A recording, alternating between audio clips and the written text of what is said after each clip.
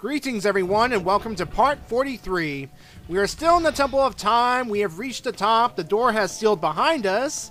And something's bound to happen at some point.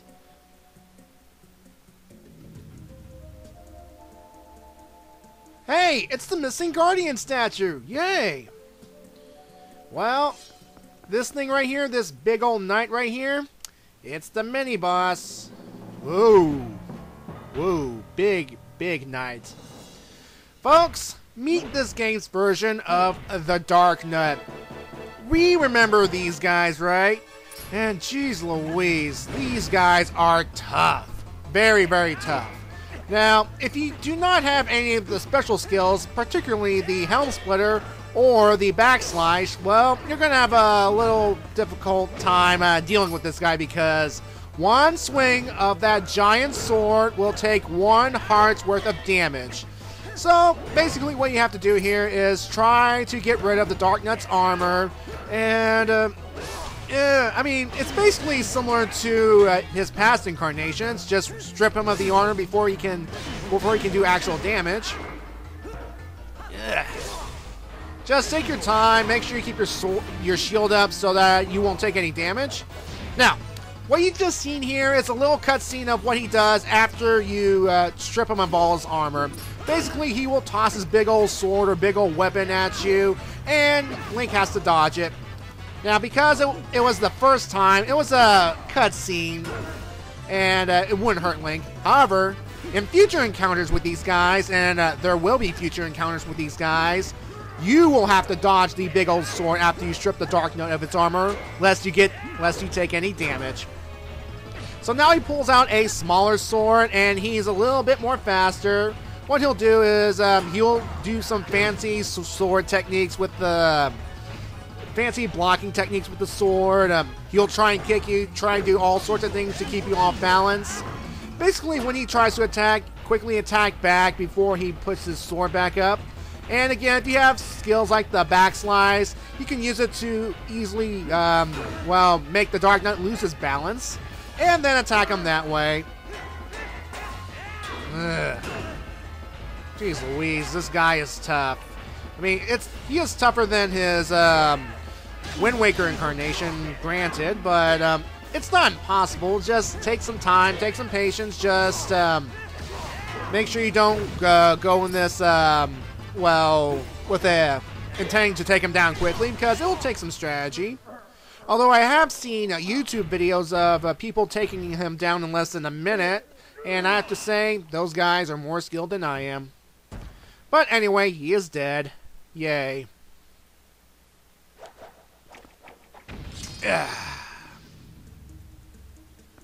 Alright.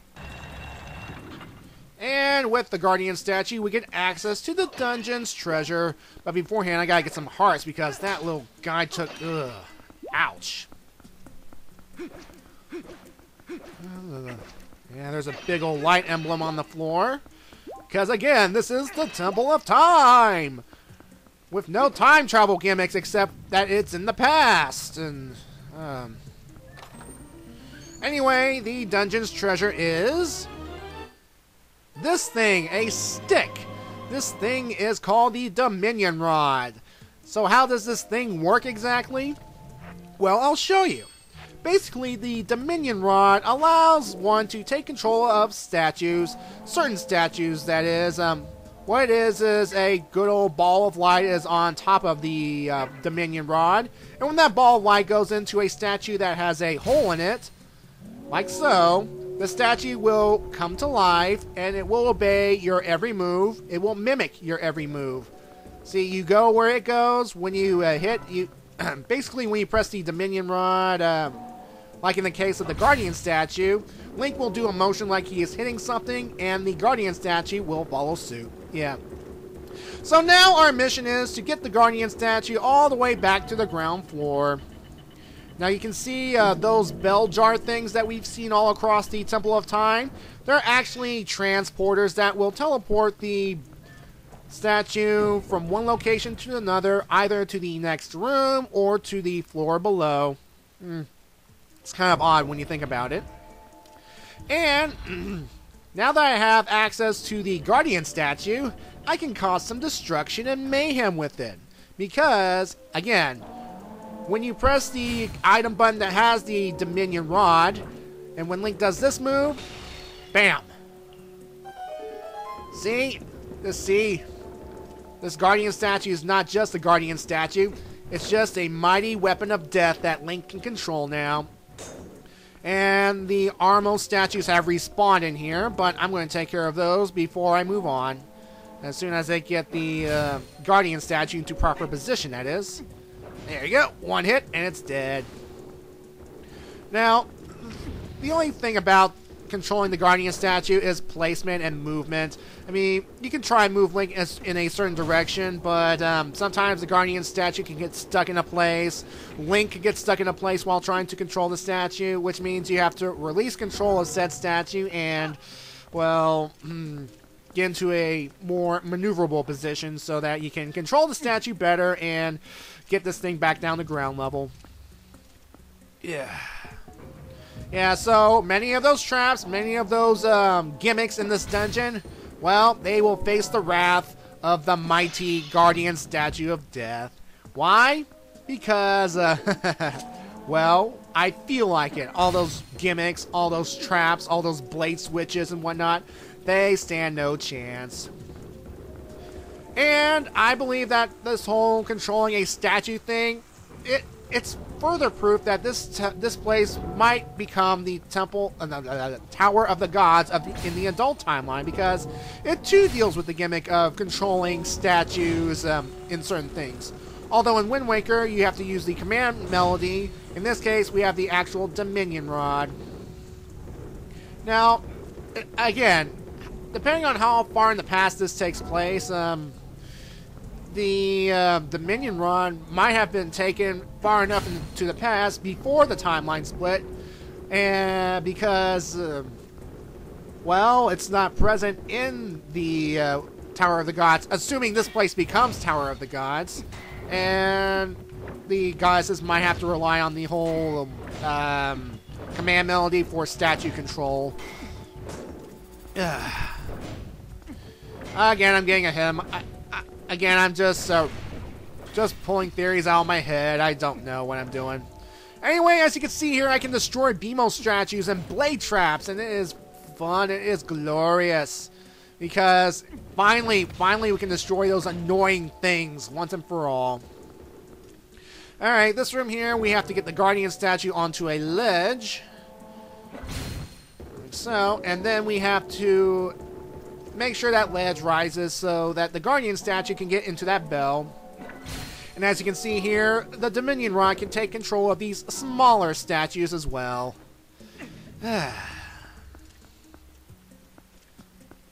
Basically, any statue that has a hole in it, the Dominion Rod will take control. And in you go, into that bell thing. Off you go to some other location. And if you don't know where the Guardian statue is, just keep an eye on the map. And here we are back in the Scales Room. Now, I haven't had a chance to properly explain the Scales Room because I was rambling on about how the Temple of Time could be related to the Tower of the Gods. Well, here's the thing about the Scales Room right here. Two statues, two of these smaller statues, equal in size to Link. Now, obviously, in order to get the Guardian statue over to the other side, we can't just simply waltz it off the cliff. No. There are guardrails and stuff just so that I can get to the other side. Now,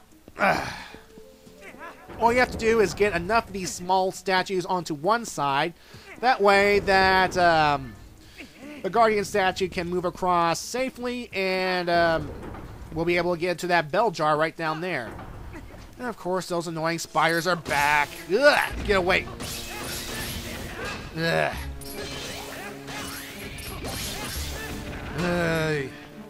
You know what?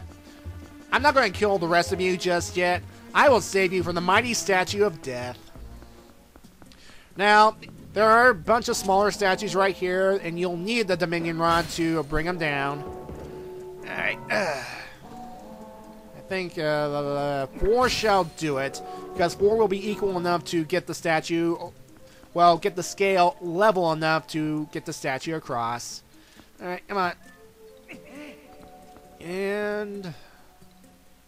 okay.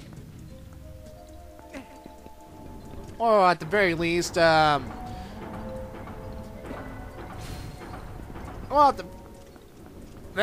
see, that won't work, you idiot. Past me, you're an idiot. You need 4 to balance the scales. And...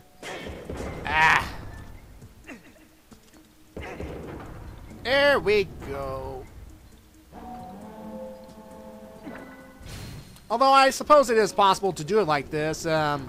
You just make sure you have to position Link in a way that you can get the Guardian statue to at least this part of the scale. So now what we have to do is put these smaller statues on the other end so that it can balance out. And make sure Link is off the scale so that the scale will properly balance so we can get the Guardian statue across. Come on. Yes, you're hearing in the background the usual clank, chink, chink of a Poe. We'll get to him in a moment. Let's just first deliver the Guardian statue back to the, to the bell jar here. But first, I'm going to use it to kill all the spiders down below. Alright, come on. There we go. There we go. Yeah, I just want to make sure I get this Guardian statue in front because, well, I don't want... Here's the thing. Even though you have the Guardian statue and it's on your side, the thing is, if you stand right in front of it and you swing the Dominion Rod, this thing can hurt you. It will take 1 full heart off you, and that would suck. In fact, I actually demonstrate this early on. See, look at this. Look at this. Spiders, you stand no chance because I have the mighty statue of death. There you go. There you go. See, this is an awesome statue. Good statue. Now you go, teleport to the next location, and I will join you shortly. Yeah, we're not done here yet. There's something we need to do besides getting that pole soul. Thanks to those smaller statues having the scale in a permanent position like this, we can proceed on upward to the upper level of this room. Just use the claw shot around here. As soon as you get within range, that is. There we go. And then we're going to use the spinner to get to that upper area of the room, where we will encounter the Poe, kill it, and take its soul. I mean, you know the drill by now. Now, here's the thing. I know it's a video game, but I have to ask the question. How did a piece of Giovanni's soul get sent to the past? Now, assuming it is Xanth that sent this piece into the past, he probably had to open a time hole or something, chuck the mirror thing through, and the pole souls probably got sent to the past along with it, and maybe there is a heart piece sent back with it as well, and the golden bug. I mean, who knows how long the time hole's been open? But again, it's a video game. Why am I questioning such things? Anyway, pole soul collected. La la la. Now there's a chest here. I believe it has some rupees.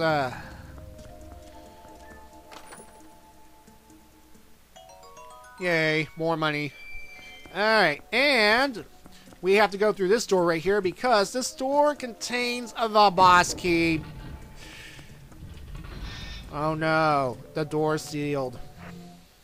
Alright, this place contains an Armos and 2 Helmlosaurs. So, by now you should know how to defeat these guys. I mean, yep.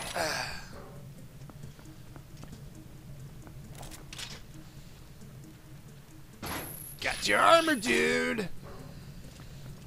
Alright, come on, guys. That one.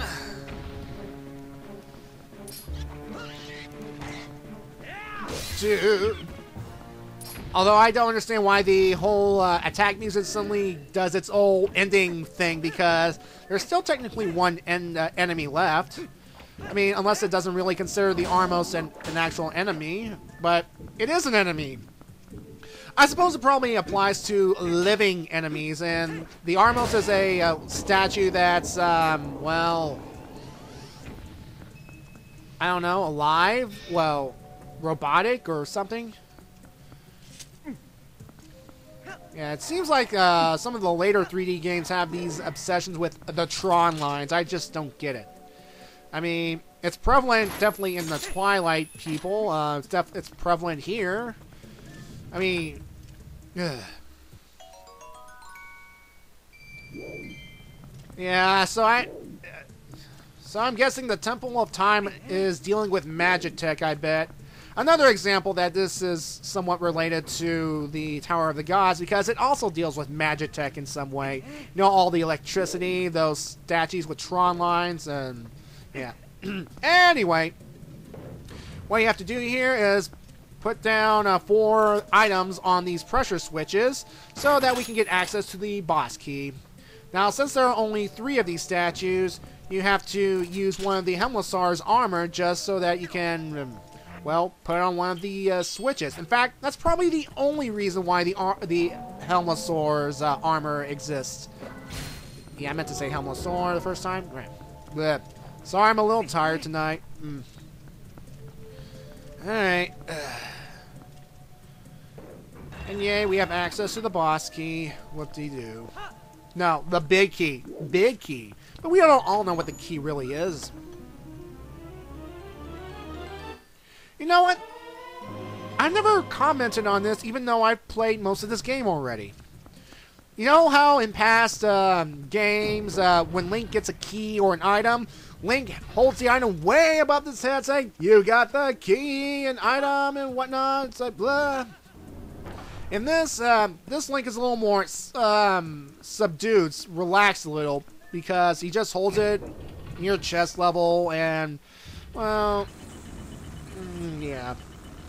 Anyway, I should probably have explained this room better in the last part, but I will right now. Basically, crystal switch, just shoot with an arrow, and make sure that you are within the circle. Yeah, the circle marks where you need to shoot your arrow so you can hit the thing. But now that I have the Mighty Guardian Statue of Death, I don't need to shoot an arrow anymore because I can just use it to destroy the walls. Yeah, I can use it to destroy the movable walls. See, look at that. Dead. Destroyed.